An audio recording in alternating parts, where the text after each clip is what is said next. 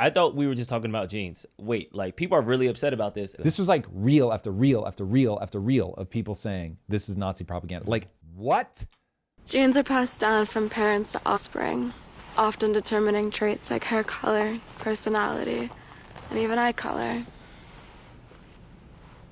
My genes are blue. Sidney Sweeney has for Kings. That is the commercial that has everybody up in arms because of a pun. Don't forget to boycott American Eagle for their racist shit online, talking about blue jeans and white people. Boycott American Eagle and cancel this person, Miss Sweeney. Cancel for her being racist, for doing Nazi propaganda. It is not one person posting about that. Here we go. Here's another one. Should we be surprised that a company whose name is literally American Eagle is making fascist propaganda like this? Probably not, but it's still really shocking. Like a blonde-haired, blue-eyed white woman. We have to talk about this white person thing. So all of this stuff is a narrative problem. There is a phenomenal Shakespeare quote. There is nothing either good or bad, but thinking makes it so. You only see 0.0035% of the electromagnetic spectrum. You think you see everything you don't. Your brain is shorthanding everything. We live inside of this simulation. The simulation made by your brain. The simulation requires narrative. You have to explain the thing to yourself. And so you're constantly telling yourself a story about yourself. Now, I am here to tell you right now as a PSA, the quality of your life will be entirely dictated by the narrative you tell yourself about yourself. It's going to control everything. Everything is downstream of what you believe is possible. The only belief that matters is if I put time and energy into getting better at something, I will actually get better. From that one belief, everything else changes. If you can get better, then it's like I could make a new game, I could get a new hand of cards, I can do whatever I want. The way that your behaviors will cascade down from that decision, and it is a decision, that decision that you make about which of those two things is true is wild. There is a Einstein quote where he says, the most important decision any man will ever make is whether he lives in a friendly or a hostile universe. As he said, it is a decision. Now, what they're all trying to get at is it's a narrative. You're going to tell yourself a story. We have started telling ourselves a story about Europeans, about white people, about America that is all bad all the time from top to bottom.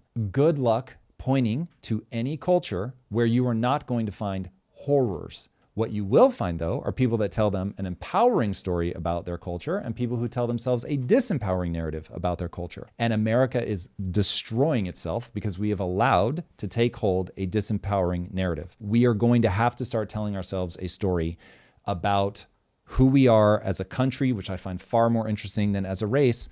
But as Douglas Murray pointed out, do you really want to back white people into group identity? Does that really, like, history doesn't show you enough that that game doesn't play out well?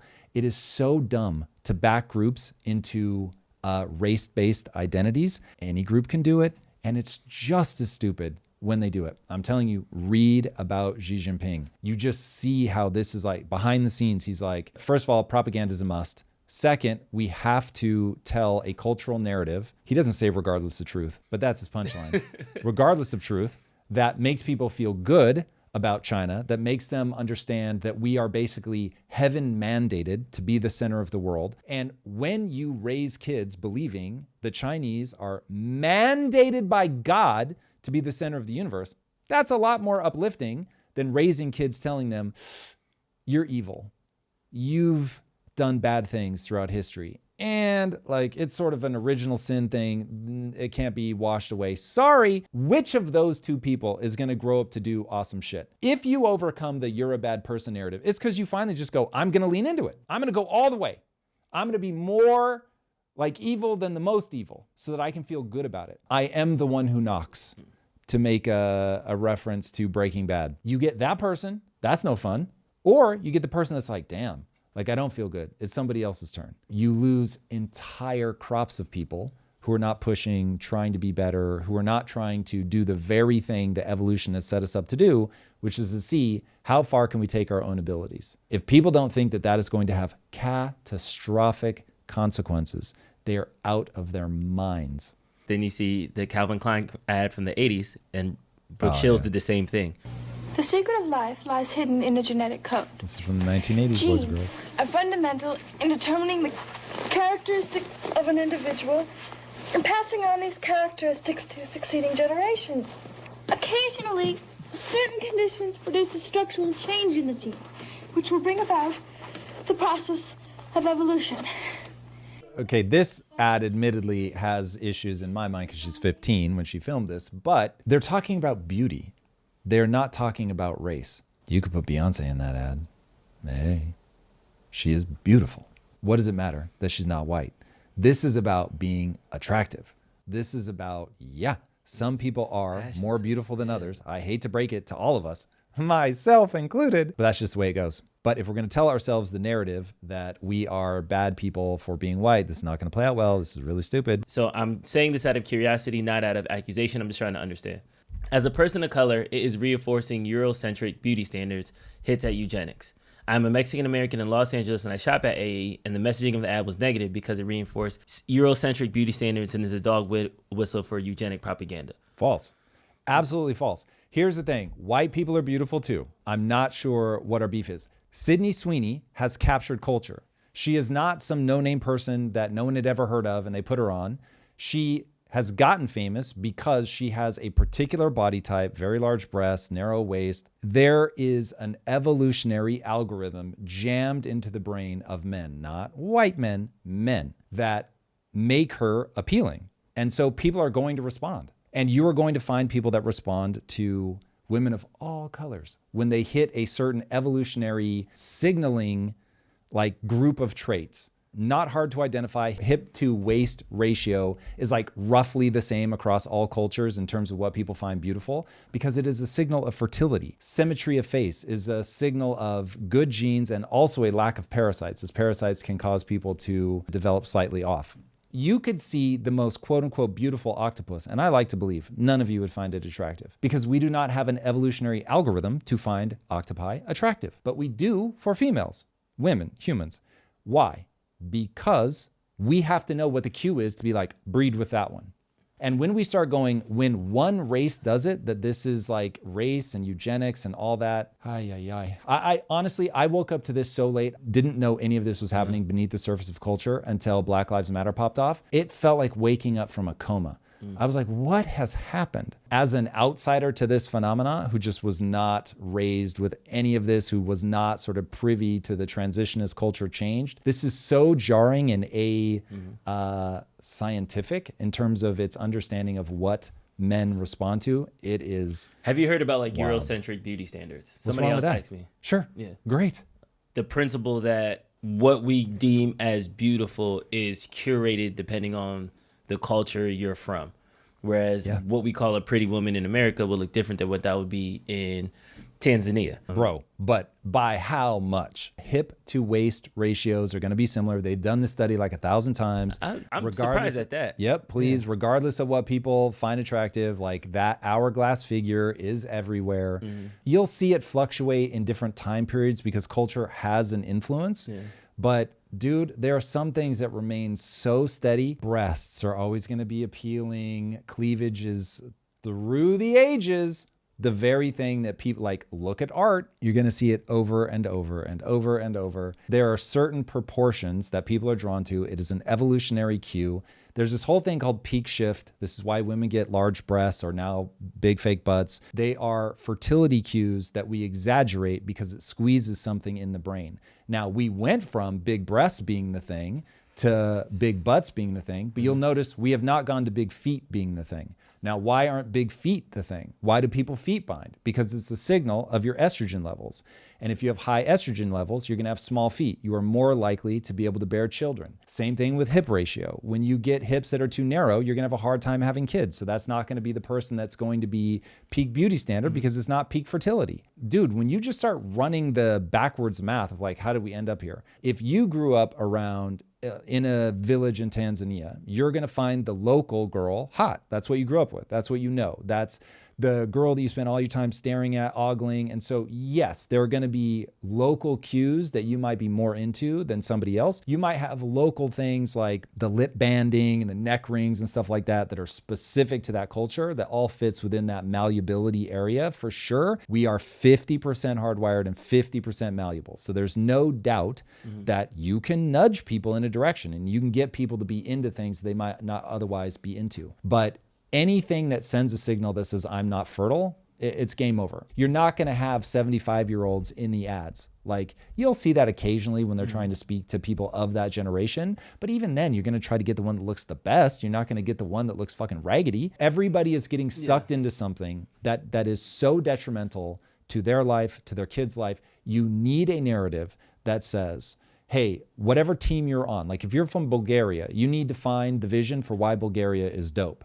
Otherwise, get the fuck out of Bulgaria. You are in a realpolitik world. You are in a might makes right universe.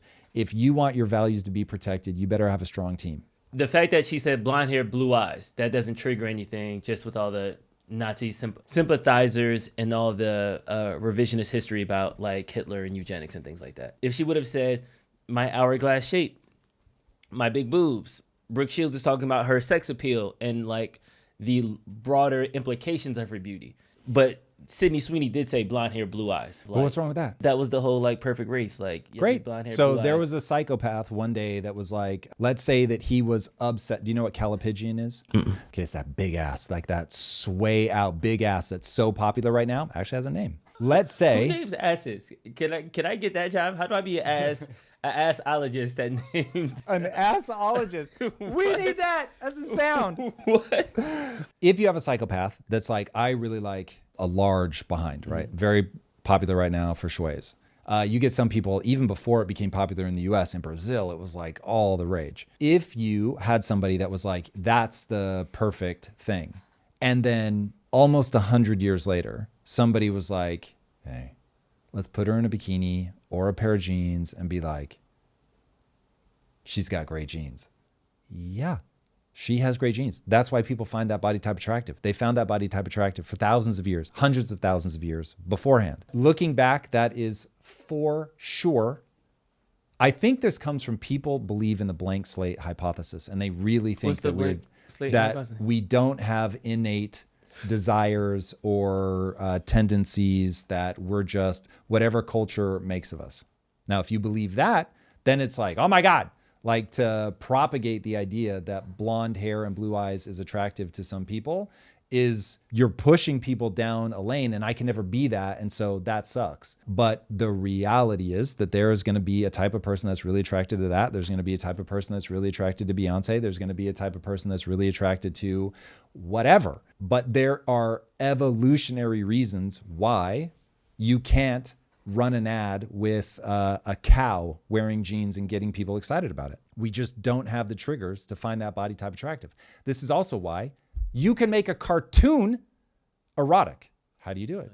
With shapes, man. With shapes. You just use shapes. They are fucking pencil lines on a piece of paper, but by using shapes that are just ingrained into our brains, spark something. It squeezes a region of the brain that makes you go towards it. Honestly, people who are getting upset might just be signaling low IQ. She is objectively attractive. The first time in a long time where an attractive white person advertised to a heterosexual normative audience. Yeah. And I mean, look, making a big deal of this on the other side is also a mistake. We've got to find a way for everybody, especially because this company's called American Eagle. There's one video where the woman goes, well, I don't think any of us should be surprised. Of course, a company called American Eagle would be doing these Nazi signals. Fuck that. Like, what? America is not a racist nation. Like, that is absurd. And if you want to go back and say, oh, we were founded on slavery, welcome to telling the worst conceivable story about our country. It's true and stupid, because that is just going to create further divide. It's going to make people feel alienated. And we've got to find a way to bring it together. The one thing about this that hits me sideways is you were talking about her body shape is attractive, but then especially coming from the fitness industry previously, like body shape is more built than genetic. And since the argument. Who for said the that? Nazi- I do not grant you that statement. Okay, that's interesting. Now you It's can more sculpt the changeable, body. though, than your eye color.